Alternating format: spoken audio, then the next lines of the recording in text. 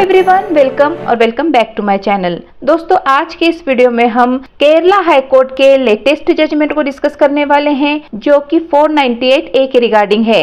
दोस्तों, ये जजमेंट हाल ही में आया है, 17 सितंबर 2025 का ये रिसेंट जजमेंट है, जिसमें केरला हाई कोर्ट ने सेक्शन 498A के तहत शिकायत दर्ज करने में देरी को कार्रवाई को रद्द करने का पर्याप्त कारण नहीं माना, खास करके जब देरी का स्पष्टीकरण दिया गया हो।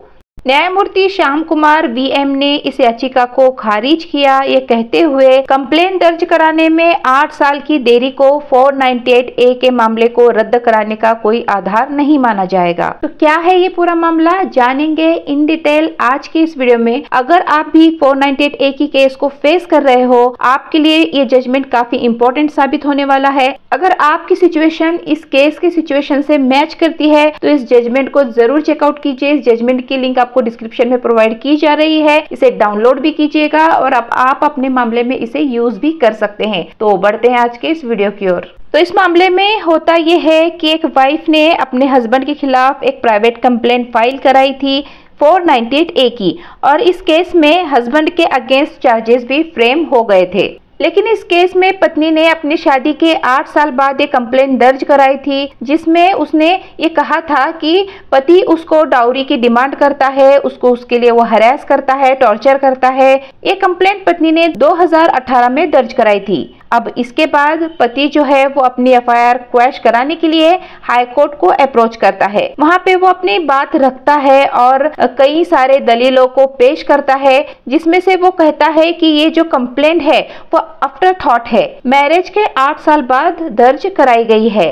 और उसका ये भी कहना था कि ये जो कंप्लेंट है वो काउंटर ब्लास्ट में दर्ज कराई गई है, क्योंकि पति का ये कहना था कि पत्नी का किसी और के साथ अफेयर चल रहा था, उसके पैरामोर के साथ। तो पति ने उनके खिलाफ कंप्लेंट दर्ज कराई थी, इस मामले को दर्ज कराया था और उसके चलते उसके पैरामोर को अरेस्ट भी किया गया था, जिसके बाद पत्नी ने ये काउंटर ब्लास्ट के तौर पे एक कंप्लेंट दर्ज कराई है।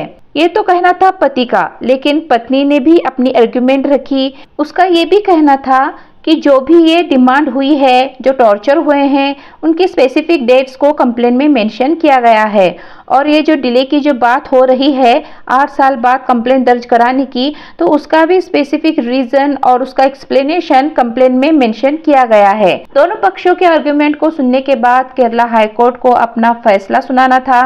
कोर्ट का कहना था 8 साल के बाद कंप्लेंट दर्ज कराना क्वेश्चन के लिए एकमात्र ग्राउंड या फिर एकमात्र आधार नहीं हो सकता। अब 8 साल के बाद दर्ज कराया है तो इसका मतलब ये नहीं हो सकता कि कंप्लेंट झूठी है। उसी के साथ पत्नी ने डिले का स्पेसिफिक रीजन बताया है, उसका एक्सप्लेनेशन दिया है।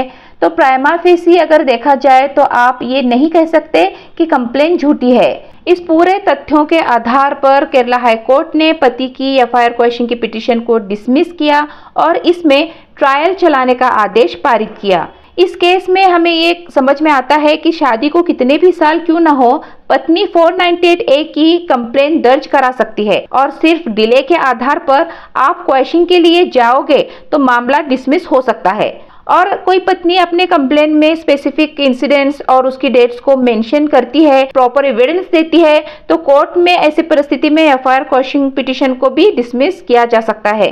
तो दोस्तों, इस जजमेंट की लिंक डिस्क्रिप्शन में प्रोवाइड की गई है, जरूर चेकआउट कीजिएगा। अगर ये वीडियो आपको इन्फॉर्मेटिव लगी है, नॉलेजेबल लगी है, तो वीडियो को लाइक, चैनल को सब्सक्राइब और इसको शेयर जरूर कीजिएगा। हम मिलते हैं ऐसे ही नॉलेजेबल और इन्फॉर्मेटिव वीडियोस के साथ। तब तक के लिए stay healthy, stay happy, bye bye.